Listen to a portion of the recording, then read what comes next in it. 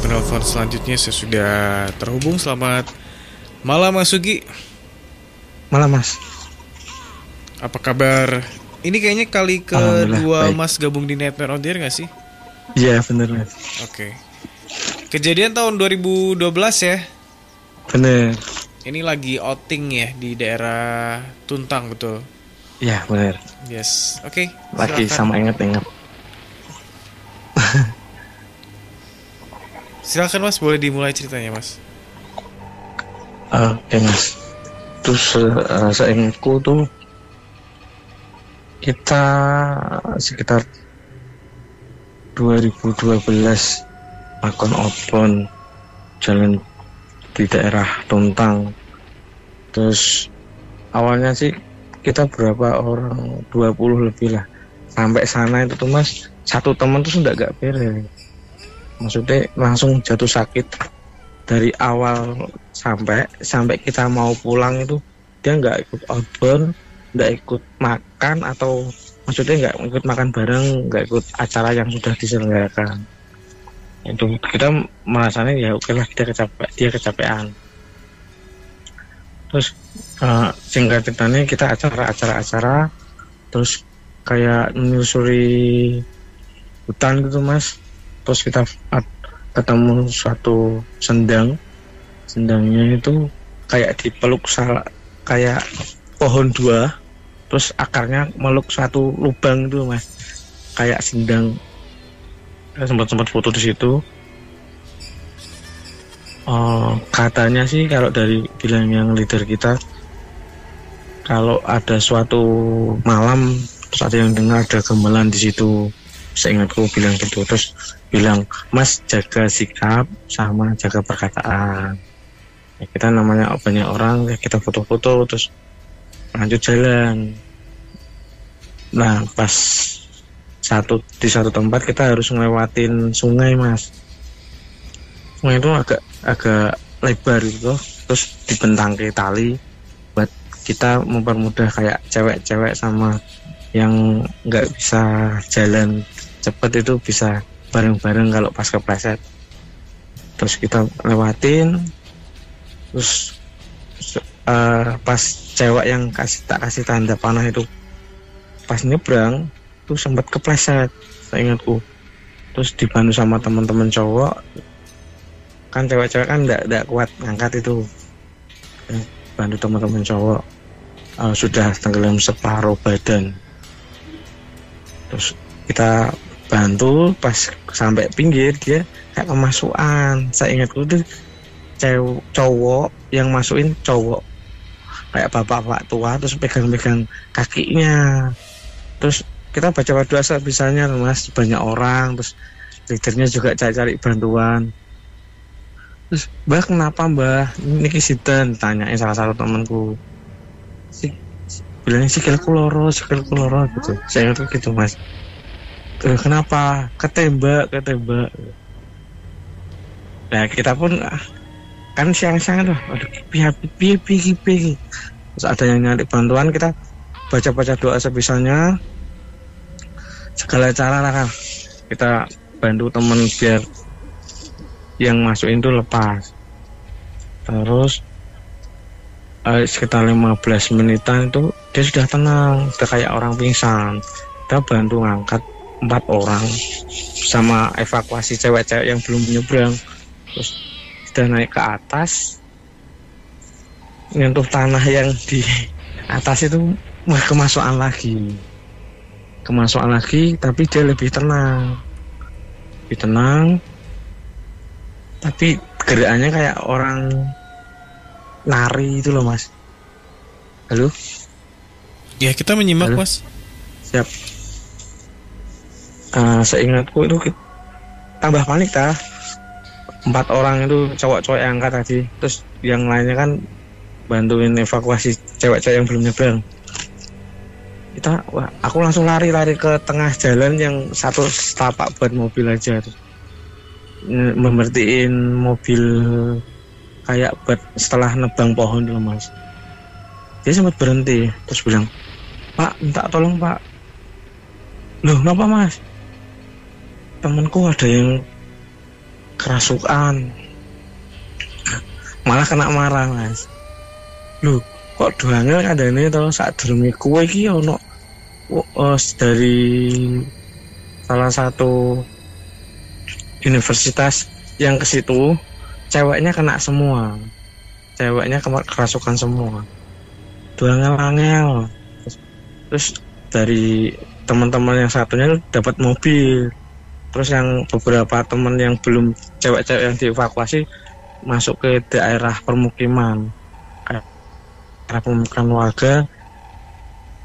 Yang bawa temanku itu kan naik mobil kayak Cherry dibawa, terus ada yang masuk megangin, terus di dalam katanya masih kayak nari-nari, terus baca-baca ayat sih, malah dibilang ini mau coba aku yo iso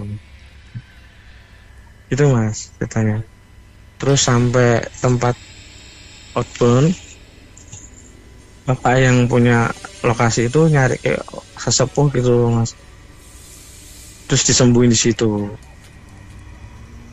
gitu aja mas. Berarti waktu itu dari jam berapa sampai jam berapa mas? Kalau kejadian itu kayak pagi ya, pokok hampir siang mas, sebelum jam makan belum isoma gitu loh, belum istirahat sholat makan belum. Dan mungkin menginjak 11. Bisa sembuh jam? Gimana mas? Bisa sembuh ibaratnya. Sembuh. Jam? Katanya tuh jam berapa mas?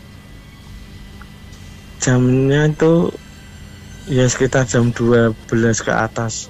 Terus kita kan perjalanan dari yang pemukiman warga tadi ke sana lagi kan lumayan jauh. Pokok kita sampai lokasi outbound sudah ditangani sama sana sesepuhnya sana. Mas Febri.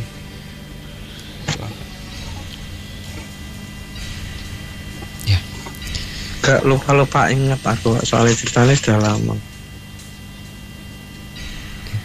Selamat malam Mas. Mohon maaf siapa tadi namanya? Mas Sugi. Mas Sugi ya.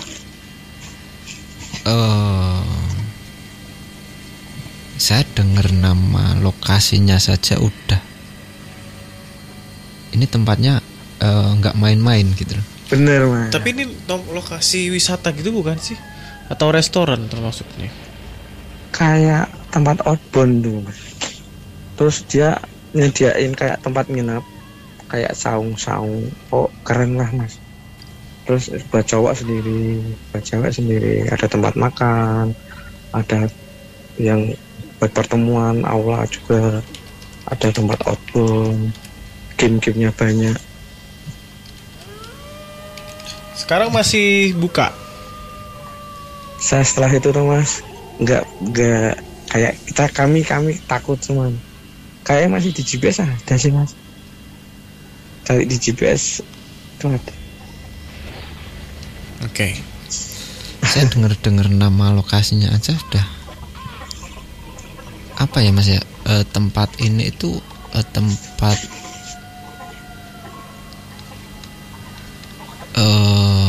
yang sangat rawan kalau menurut saya gitu mas. Wingit ya mas? Iya. Apalagi yang sedang itu mas, kita sempat excited dengan Marte. Wah kok iso ya? Pohon gede kayak berpelukan, kayak itu apa akarnya berpelukan, terus tengahnya itu ada sendang, kuning. Kita sempat foto sih mas. Iya kalau yang saya lihat ya mas ya,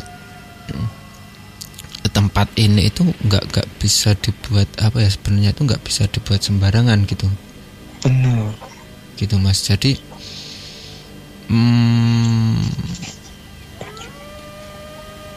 yang saya lihat di lokasi itu mereka sebenarnya itu nggak mau diganggu gitu. Anggapan mereka itu adanya manusia di lokasi itu ya mas ya, itu anggapan dia itu kayak manusia ini mengganggu kehidupan mereka gitu.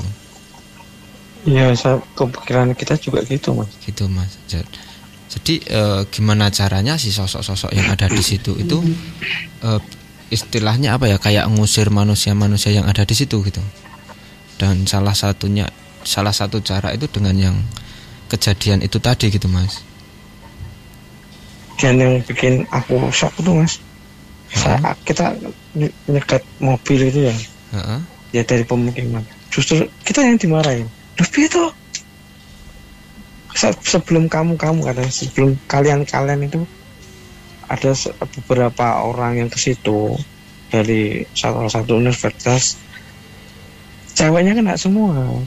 Nah kita waduh, kok kita mungkin salah tempat ini ya. Dan kalau yang saya lihat ya Mas, yang sosok-sosok yang ada di situ itu sosoknya campur ya Mas. Jadi jin-jin yang asli, jin-jin hutan, jin-jin perkebunan itu ya, jin-jin yang biasa itu, sama sosok-sosok yang meninggal pada waktu zaman perang gitu Mas. Itu banyak sekali di situ, di sekitaran situ banyak sekali korban-korban peperangan gitu, banyak sekali di situ. Penasaran sih Mas Febri, ini tuh apa sih? Maksudnya hanya daerah kayak kampung gitu. Saya tuh masih penasaran sih Mas Febri. Jadi ini tuh kayak daerah kampung gitu atau tempat wisata yang memang dikelola? Bukan tempat wisata sih Mas, aku bilang. Oh, lebih ke kampung, tapi jadi bumi perkemahan gitu ya. Seperti itu, tapi cuman masih benar-benar kental dengan keasliannya. Mungkin jarang banget orang ke situ atau belum terkenal gitu ya Mas. Jadi yang bikin kita asik gitu loh Mas. Kayak back to nature lah. Dan kalau yang saya lihat ya di lokasi sekitaran situ ya Mas ya, kayak ada, entah ini benar atau enggak, tapi sepenglihatan saya itu dekat-dekat lokasi itu ada kayak apa ya, kayak bukit gitu loh, bukit. Terus di puncaknya bukit itu ada, kalau nggak salah ada 2 makam yang dituakan di situ. Kita tuh sempat ngelewatin kayak hutan karet tuh loh Mas. Ya serius, bener-bener hutan. Terus kita juga pokok Mas tolong ngomong sama sikap dijaga sama leader kita. Terus baik Pak. Terus dia sempat cerita beberapa cerita kalau di Sendang itu sering terdengar gamelan gitu loh. Iya, ya. Itu tempat-tempat kemungkinan besar ya sama masyarakat situ itu kayak disakralkan gitu Mas. Itu yang kita saya salah lihat. Foto-foto di situ apa gimana? Dan sosok yang apa ya, yang masuk ke temennya Mas tadi itu, sosok yang pertama ya, sosok yang pertama itu kayak korban zaman dulu gitu loh Mas. Iya. Terus yang kedua yang kayak penari itu sebenarnya sosoknya juga penari gitu Mas. Dan sosok ini juga pada zaman dahulunya itu juga manusia, juga hidup gitu Mas. Yang bikin kita takut tuh Mas, itu cerita temanku sendiri yang di mobil bantuin. Dia tuh baca ayat kursi Mas, kayak diterok film. Sebenarnya sosok ini lebih fasih kalau membaca seperti itu gitu. Iya, makanya Mas justru waduh kok piye siapa ya sih, kok masa kita baca ayat kursi kok malah bisa nerok. Iya. Ini ya apa ya, kayak interaksi mereka untuk mengusir orang-orang yang datang ke situ gitu Mas. Ya, salah satunya dengan cara seperti itu.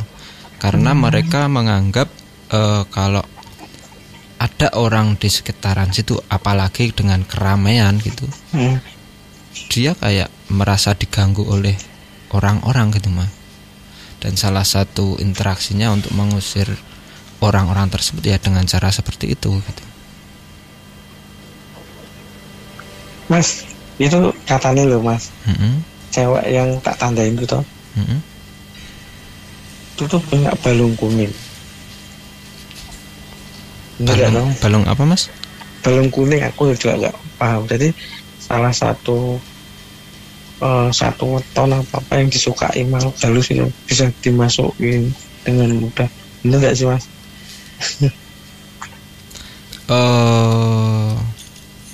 Saya belum tahu Mas, karena saya juga belum